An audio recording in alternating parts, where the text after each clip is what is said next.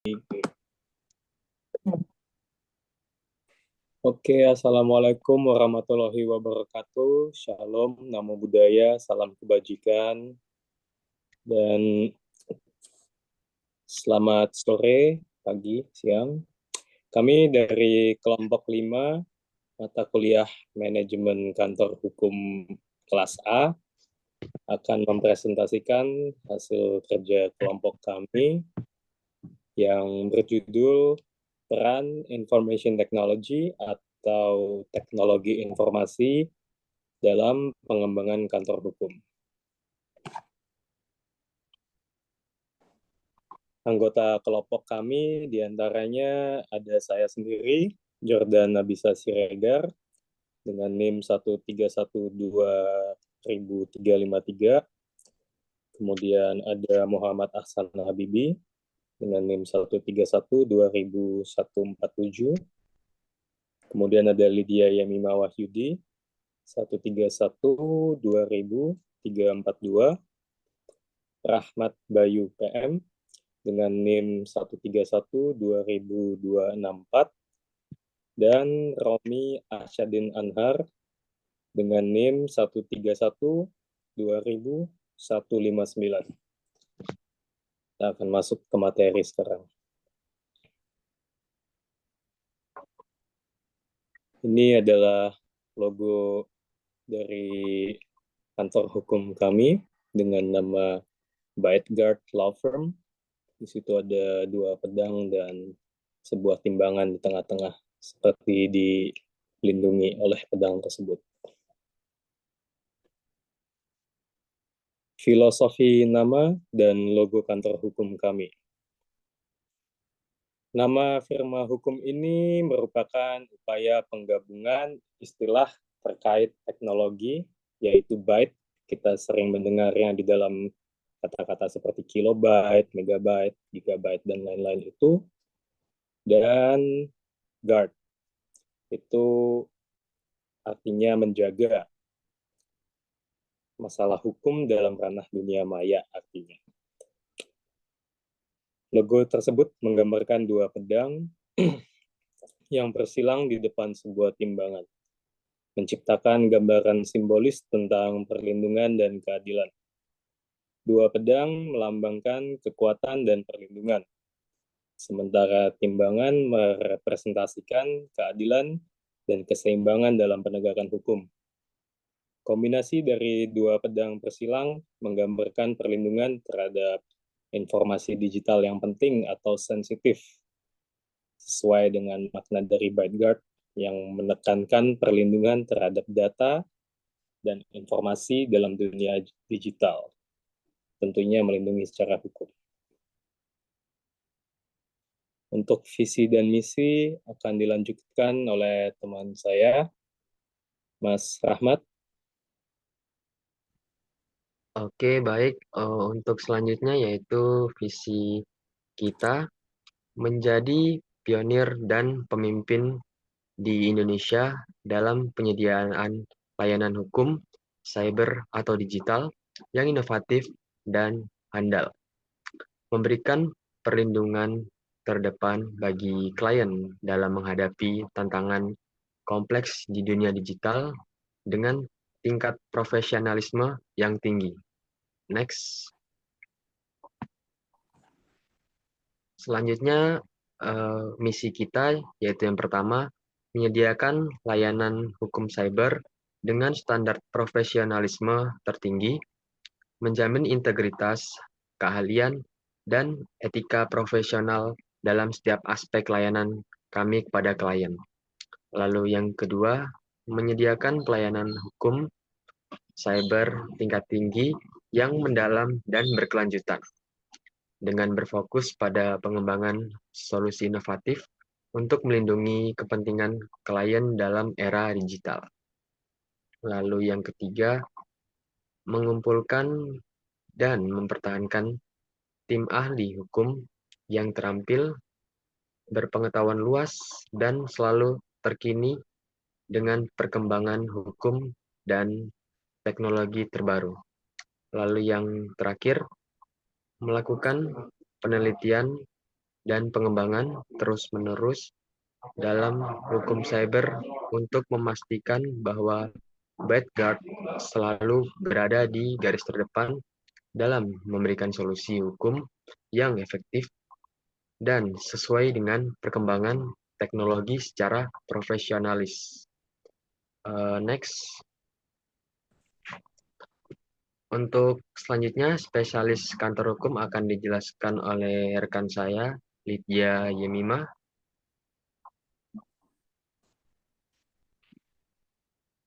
Selanjutnya terdapat spesialis kantor hukum, di mana spesialis dalam kantor hukum ini yang pertama terdapat perlindungan data.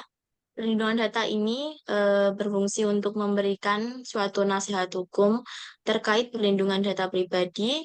Yang kedua, keamanan informasi dan kepatuhan terhadap regulasi perlindungan data seperti GDPR, General Data Protection Regulation, atau Undang-Undang Perlindungan Data Pribadi.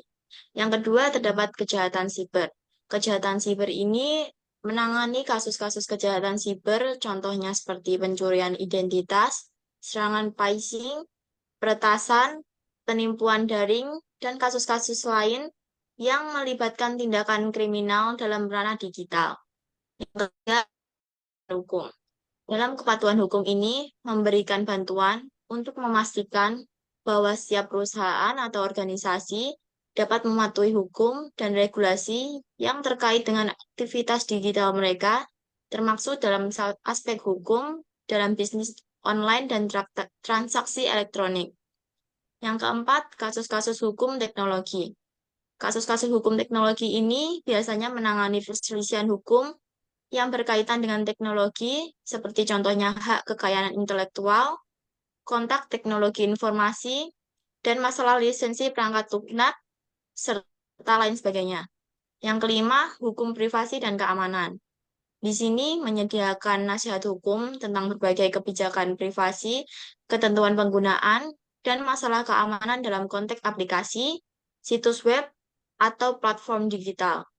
Yang keenam, penyelidikan dan tanggapan terhadap suatu insiden keamanan, yang dimana membantu perusahaan atau setiap individu dalam melakukan penyelidikan terhadap insiden keamanan digital dan memberikan tanggapan hukum yang sesuai.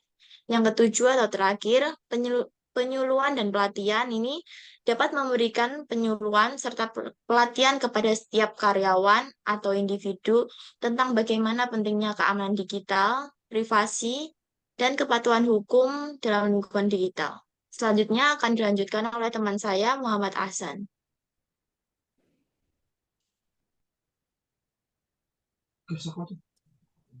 Untuk struktur organisasi, ada 5 posisi di sini. Posisi pertama ada managing partner yang diisi oleh teman saya, Jordan Abisa Siregar. Lalu ada junior partner, saya sendiri, Muhammad Ahsan Habibi. Ada senior associate, yaitu Mbak Lydia Yemima Wahyudi. Ada associate, Rahmat Bayu PM. Dan yang terakhir ada junior associate, Romi Asadin Anhar.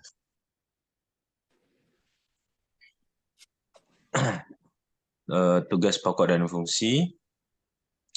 Managing partner memiliki 4 fungsi, yaitu yang pertama mengelola operasional keseluruhan firma hukum, yang kedua menetapkan strategi jangka panjang dan tujuan perusahaan, yang ketiga mengawasi manajemen keuangan dan risiko perusahaan, lalu yang keempat memimpin pengembangan bisnis dan hubungan dengan klien. Untuk junior partner juga memiliki 4. Yang pertama adalah membantu dalam manajemen keseluruhan firma hukum. Yang kedua, mengambil peran dalam pengembangan bisnis dan pemasaran. Yang ketiga, terlibat dalam pengambilan keputusan strategis firma hukum. Dan yang keempat, menyediakan bimbingan dan arahan kepada anggota tim junior. Selanjutnya ada senior associate. Yang pertama, mengelola kasus hukum yang kompleks. Yang kedua, memberikan nasihat hukum kepada klien dan menangani negosiasi.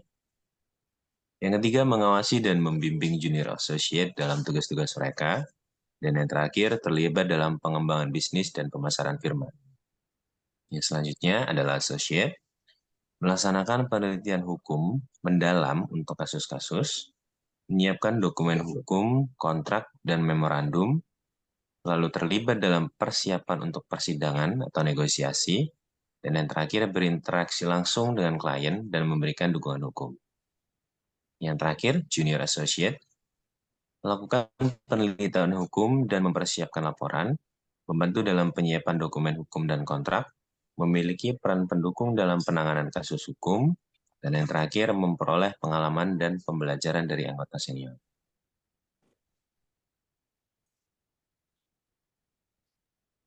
Sebentar.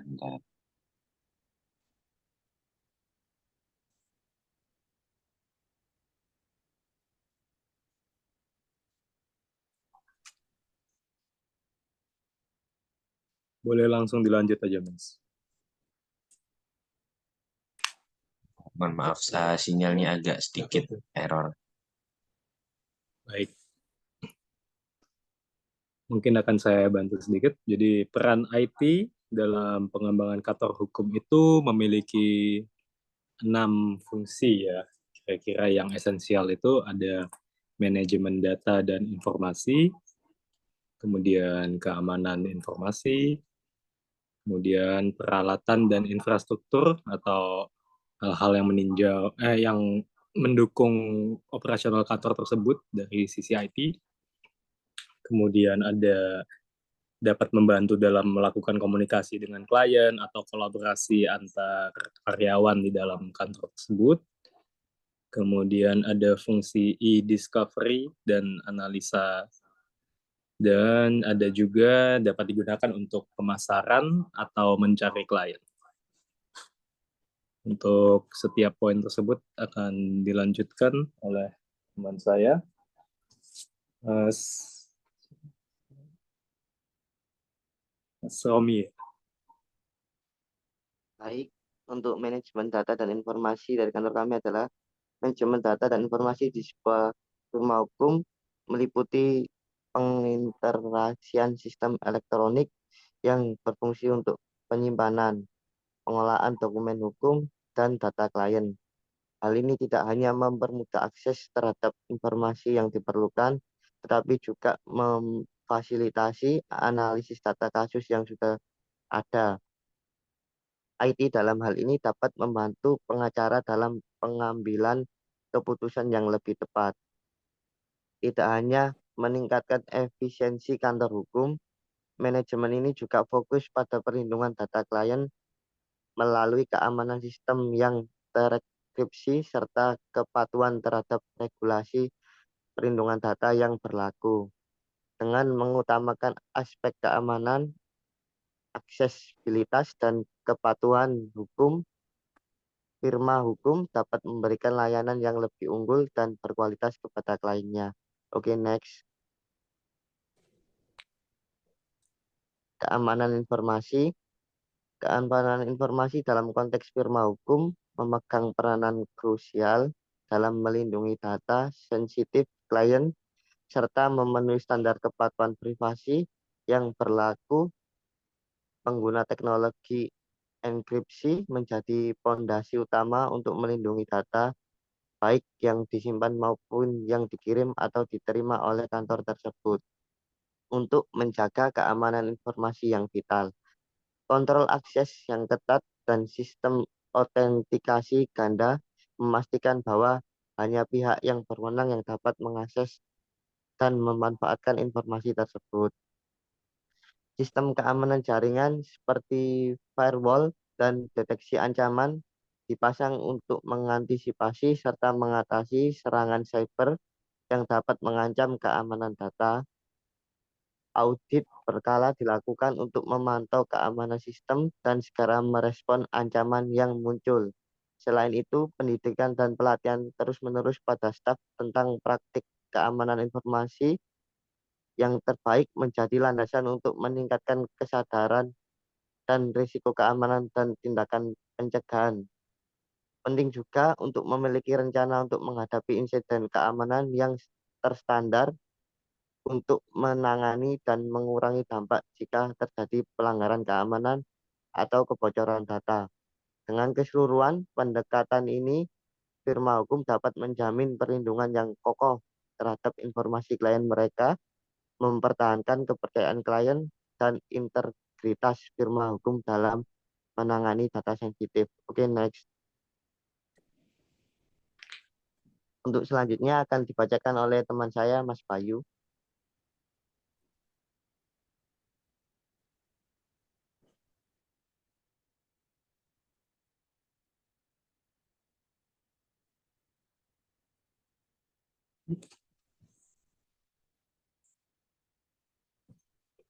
Mungkin bisa dilanjut, Mas.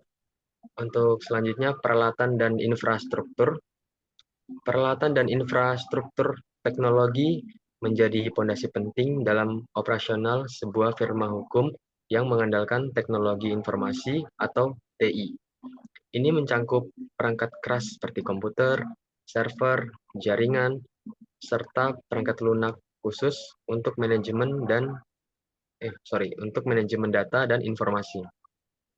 Pemilihan peralatan yang tepat dan infrastruktur yang handal memungkinkan akses yang cepat dan aman terhadap informasi, memfasilitasi kolaborasi tim, dan mempercepat proses penegakan kasus.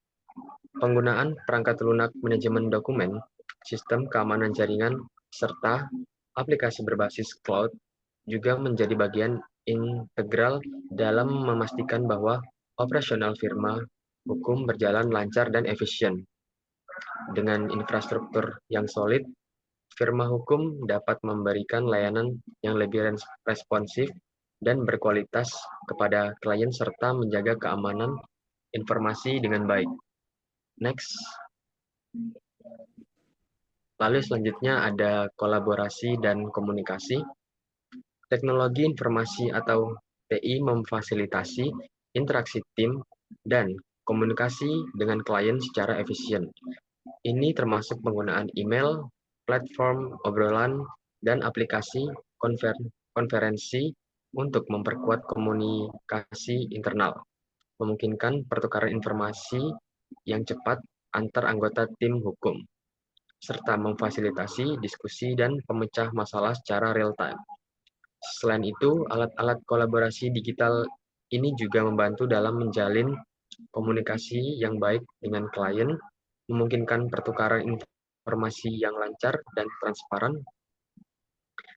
Penggunaan teknologi ini membawa manfaat dalam meningkatkan produktivitas, yang mempercepat proses pengambilan keputusan dan memperkuat hubungan, baik internal maupun eksternal, yang semuanya merupakan komponen kunci dalam memberikan layanan hukum yang optimal kepada klien. Next. Untuk selanjutnya akan dijelaskan oleh rekan saya, Lydia. Selanjutnya terdapat e-discovery dan analisis. Di sini penggunaan teknologi untuk mengeksplorasi dan menganalisis data hukum yang komponennya e-discovery mengacu pada proses identifikasi, pengumpulan, dan pengujian informasi elektronik yang relevan dalam rangka penyelidikan kasus hukum. Di sini melibatkan penggunaan alat-alat digital untuk menemukan suatu bukti elektronik, dokumen, atau data lain yang diperoleh dalam proses hukum. Di sisi lain, analitik data dalam firma hukum melibatkan suatu pemanfaatan teknologi untuk menganalisis data kasus sebelumnya, keputusan pengadilan, atau tren hukum. Hal ini dapat membantu pengacara dalam memahami pola, memprediksi hasil, serta mengambil keputusan yang lebih baik dalam kasus-kasus baru. Yang dimana dengan teknologi ini, firma hukum dimaksimalkan dapat mengoptimalkan suatu penelitian, mengurangi waktu pencarian informasi, dan dapat memperkuat strategi hukum. Yang dimana semuanya untuk memberikan layanan yang lebih efektif dan berkualitas bagi klien. Selanjutnya akan dibacakan oleh teman saya Jordan. Jadi penggunaan IT untuk pemasaran dan pencarian klien itu di sini maksudnya pemasaran dan pencarian klien dalam sebuah firma hukum seringkali berkaitan erat dengan pembuatan website dari law firm tersebut yang biasanya temanya itu profesional dan mempunyai banyak info-info untuk calon klien. Website firma hukum adalah wajah digital yang memberikan kesan pertama kepada calon klien.